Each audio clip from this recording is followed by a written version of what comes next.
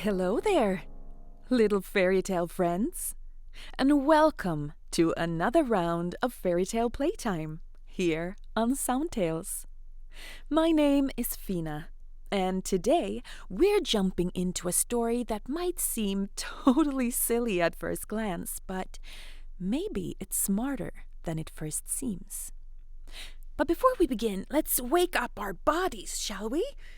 Yes, let's stretch our arms as high as you can, like you're trying to grab a princess crown from the ceiling or something.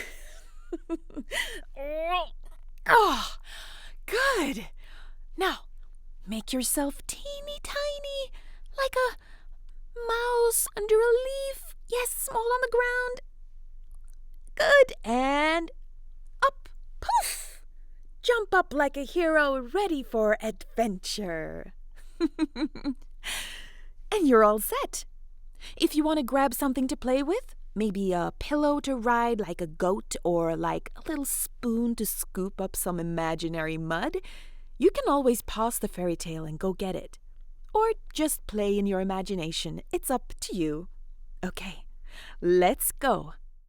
This is Hans Christian Andersens' tale, A Foolish Finn. Once upon a time, there was a princess, but not the kind who sits in a tower waiting to be rescued. Oh no, she was clever, and she knew exactly what she wanted. I'm not marrying just anyone. I want someone who can talk, someone who can make me laugh and make me think and make me feel alive, she said. So the king's trumpeters blew a message across the entire kingdom, just like this.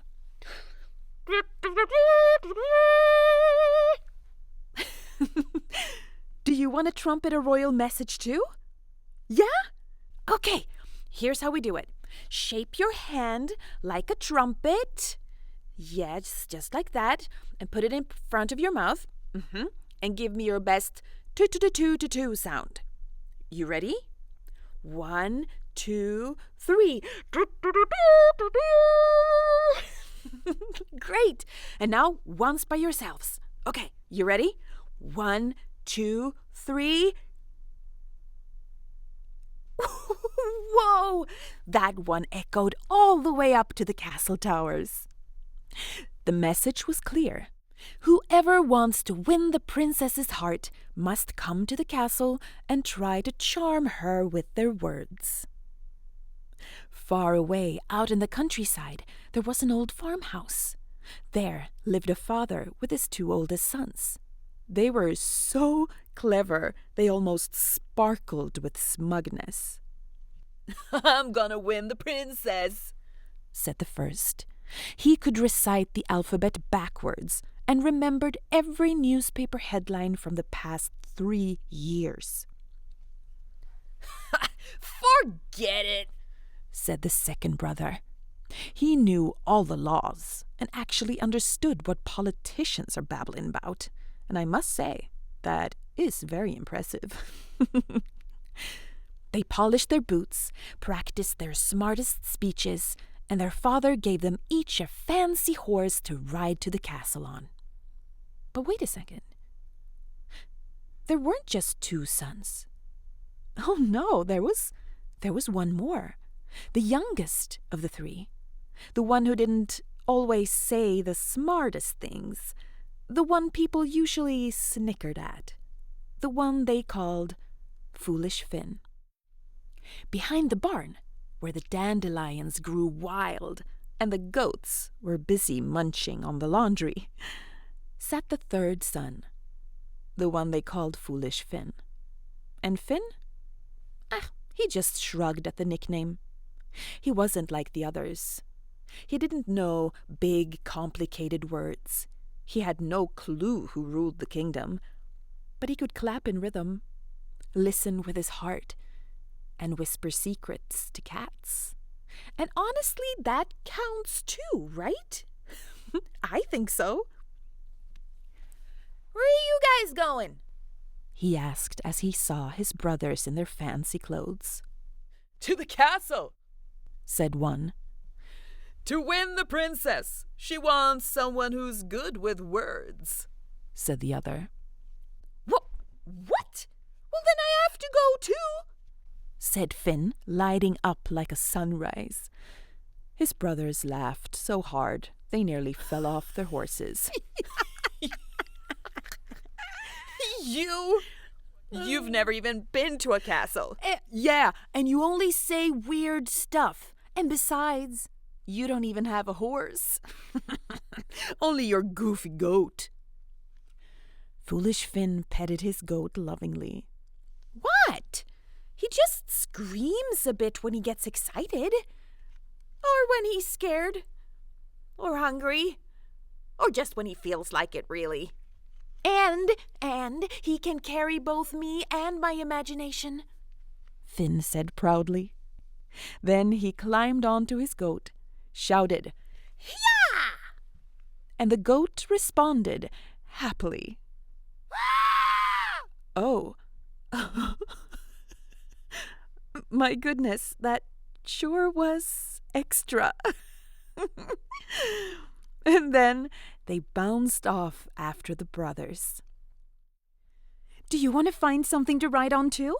Like a pillow or a rolled-up blanket? Or maybe you just want to pretend that there's a super speedy, screaming story goat underneath your butt. Or maybe you're riding an ostrich. Or a camel, who knows? It's totally up to each and every fairy tale friend to decide for themselves. I'm just going to stand here with my feet wide apart and shout, "Yeah! Oh, it's so bouncy."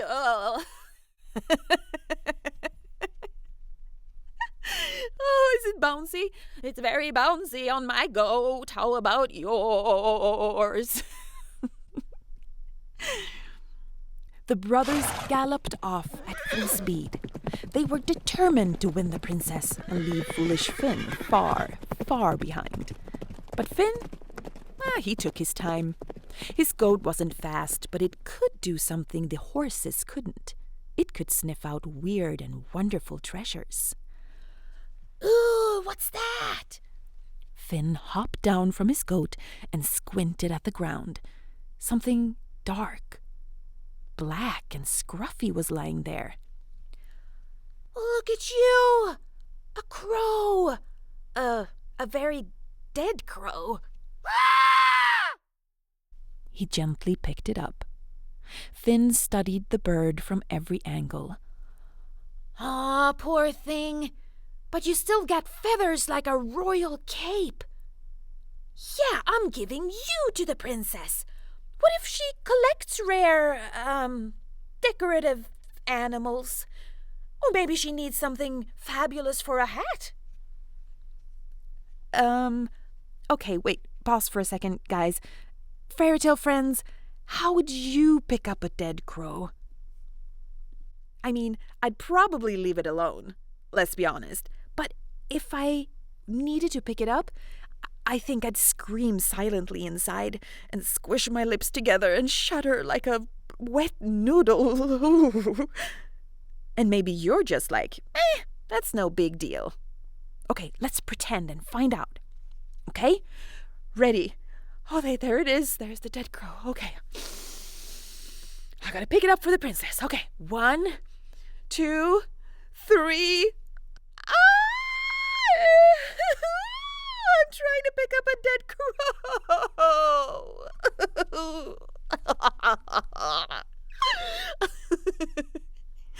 Okay, that's how it went for me. How did it go for you?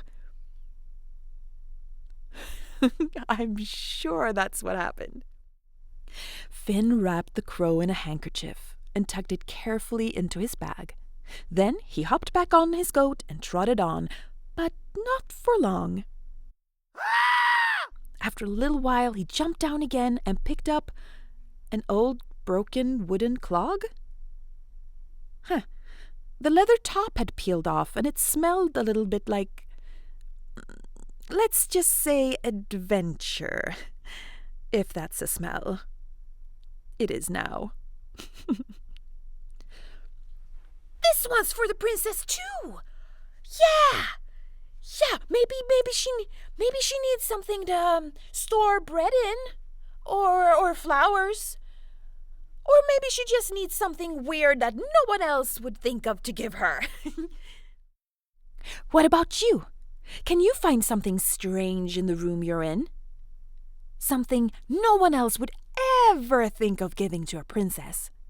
A lonely sock? A mystery sticker? A bookmark that's stuck underneath the couch? Who knows? Maybe the princess is looking for totally unique gifts. Finn tucked the clog next to the crow in his bag and kept riding. Come on, little goat. Yeah! But just a few meters down the road, the goat gave a squeaky little stumble. Oh, look at this now! What gorgeous mud!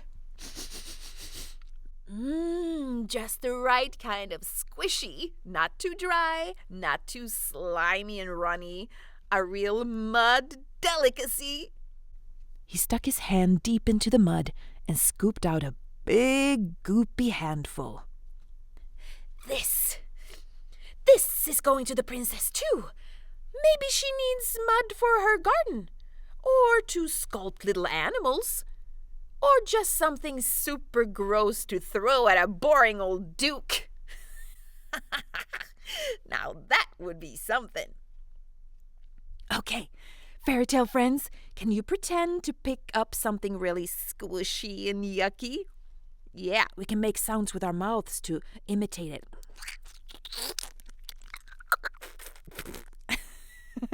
Feel how sticky and slimy it is between your fingers. Ew!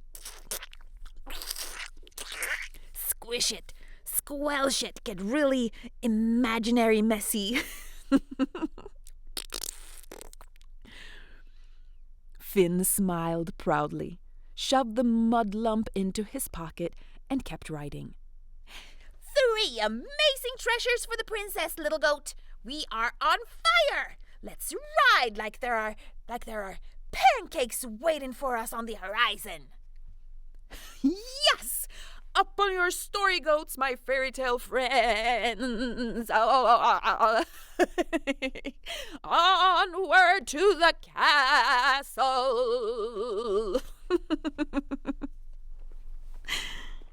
The brothers rode so fast they left clouds of dust swirling behind them. And finally, they reached the castle, way ahead of foolish Finn. Every suitor got a number and had to stand in line. It was a long, long line, so long they were practically stepping on each other's toes. Some were giggling nervously. Others were rehearsing their most impressive sentences. And the line? It barely moved. It was like watching ants cross a rug. Should we try that? Yes! Okay, now imagine you're in a long line of suitors, and it's moving super slowly. Take teeny tiny ant steps. Good, and now we wait. Nothing's happening. Oh, it's moving again. Okay, take the little tiny steps. More ant steps. And stop. This is going to take forever. Inside the castle hall, it was so hot the air was wobbling. And there sat the princess, back straight, eyes sparkling, and her brain turning into mush from boredom. She had listened to so many boring suitors she wanted to scream into a pillow. They recited facts, gave speeches, but no one made her feel anything. Most of them just talked at her instead of talking with her. So, she came up with a little secret test. And if someone could give her a quick and clever response, then maybe he was worthy of her time. And there they stood, the brothers, with a whole crowd of other suitors. One by one the suitors went in, and one by one they came out again, staring at the floor. Now it was the first brother's turn. He was sweaty, but confident. He entered the room. Phew! It's really hot in here. The princess raised an eyebrow. Yes, that's because we're roasting rooster chicks today. My father has been at it all day. Wait. What? Rooster chicks? What even is that? A baby boy chicken? A mini rooster? I have no idea, but it's funny. And the king is roasting them? I feel like this is the test. Let's see how the brothers do. The brother froze, like a confused sausage being thrown into a chess tournament. He blinked and he stammered. The king has the roast in the. And then he said absolutely nothing. Next, said the princess, and out he went. Then in came the second brother. Whoa! Is it just me or is it really hot in here? Yes, we're roasting rooster chicks today, said the princess with a sly smile. He cleared his throat and began. Well, technically, according to the second law of thermodynamics, it's entirely reasonable that the heat in here is the... Next! Interrupted the princess. He froze mid-sentence, like someone had hit his pause button, and waddled out with his chin dragging the floor and his confidence sloshing around his ankles. And come on, don't you also think it's more fun with someone who you can laugh around and play with, instead of sounding like a boring grown-up in a meeting? Huh? Whew, indeed. And speaking of boring, want to know what the princess did when it got too hot and boring in the throne room? She sighed and stretched her legs out under the chair and fanned herself with a royal fan. Do you want to do it too? Yeah, spread your legs out like you're sitting on a royal throne and it's so hot that your thighs are so sweaty that they're sticking together, and put your hands in front of your face like a fan. And fan yourself. Oh, yes, that feels good.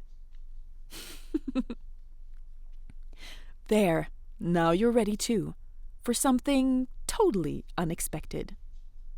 The door swung open. But this time it wasn't some stiff suitor with polished boots who walked in. No, it was foolish Finn, on his goat.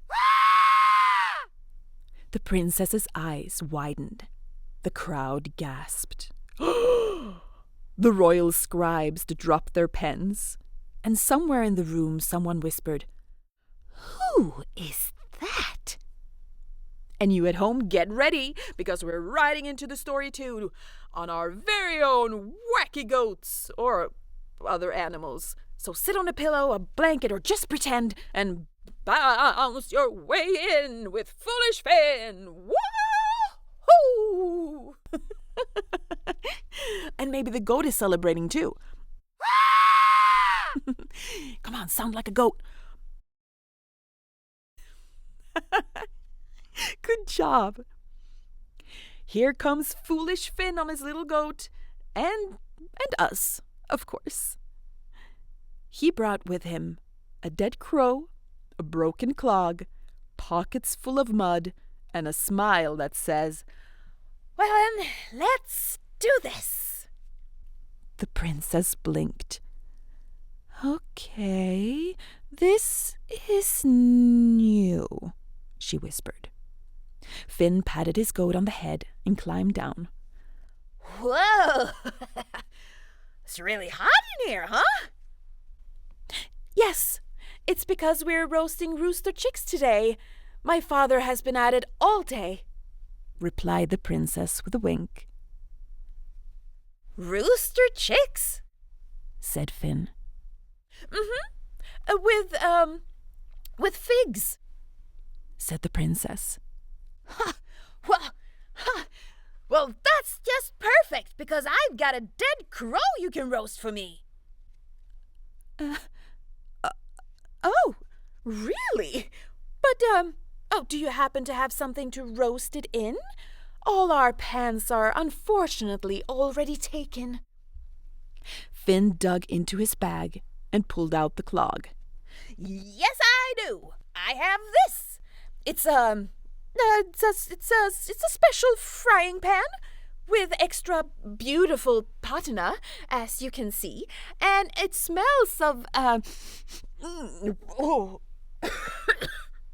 it smells just lovely. The smell adds some extra flavor. And do you have anything to go with that? Said the princess, raising yet another eyebrow. Finn grinned. Why, of course! I found some sauce on my way here. It's perfectly aged, and it goes great with crow. Finn pulled out a big fistful of mud from his pant pocket.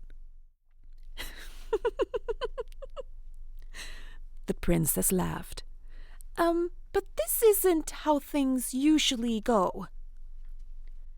No, I guess not, but I'm not a usual kind of guy, you know?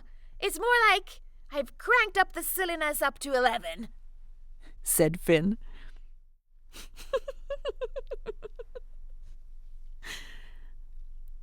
Finn winked at her. The crow lay on a little cloth on the floor, as if it wanted to join the conversation too. The princess looked at it. And the crow, is that like your mascot? No, it's more like my advisor. Yeah, he's just a little slow with his answers right now. The princess laughed again. You know what? I like you. I really like you. Finn scratched his head. Well, then maybe I should give you my final gift. He reached into his bag. Not the clog, not the mud, not the crow. No, something he'd kept tucked at the very bottom all along. A little feather crown, black as night, and just a little dusty. I found this on the way. I thought if I ever met someone who needed to remember that she was free, I'd give it to her. The princess went quiet. Then she took it, placed it in her hair, and she looked like a fairy tale herself. You know what? I want to hear more of your silliness and see what else you're hiding in those pockets of yours, she said. And now, fairy tale friends, it's your turn. Do you have something silly at home you want to show the princess? Maybe something nearby. A stuffed animal? A sock? A toy? Go grab it. You can always pause. Got it? Now let's show off our silliness. Hold up your item and say out loud, "This is my silliness for the princess." And hey, if you got more to share, you can always pause again and keep going after you're done. Maybe the princess needs exactly what you found. You never know. Finn gave a deep bow, so deep that even the goat tried to copy him. And just then, the crowd burst out laughing, because they finally understood. There was nothing more beautiful than someone who made her laugh and think and feel free. So, do you know what happened next? Oh, yes, you do. Say it with me loud and proud. They got married. Yes, they did. And not only that, they laughed their way through the whole wedding and their whole lives that followed. Because the princess knew exactly what she wanted. Someone who made her laugh, made her think, made her feel alive, and someone who'd even fry a crow in a clog. The crow was buried in the palace garden beneath a silver leaf tree. The goat got its own luxury little suite in the royal stables. And the clog? It hangs in the castle kitchen, right under a sign that says, "The flavors in the smell." The end. And that's the end of the tale of Foolish Finn. What do you think the story was really about? Was it about daring to be different? About not needing to be smart in someone else's way, but in your own? Or maybe it was about how the most important thing isn't the fancy words you say to someone, but how you make them feel. And that's really what people remember. They don't remember the words you use. They remember the feeling you leave them with. Finn didn't have the things the people thought you needed to have in order to win the princess. He had something else. A sense of humor, a kind heart, and a wonderfully weird way of thinking. And you know what? I believe we all have a little foolish Finn inside us. Something silly or clever or creative that maybe others don't always understand. But that's exactly what makes you special. So hold on to that and laugh often and say silly things, because maybe that's what makes life a little bit more magical. Thank you so much for playing with me today, fairy tale friends. Take care of yourselves, keep laughing, and stay exactly as magical as you are. And I'll see you again soon, right here on SoundTales. Bye-bye!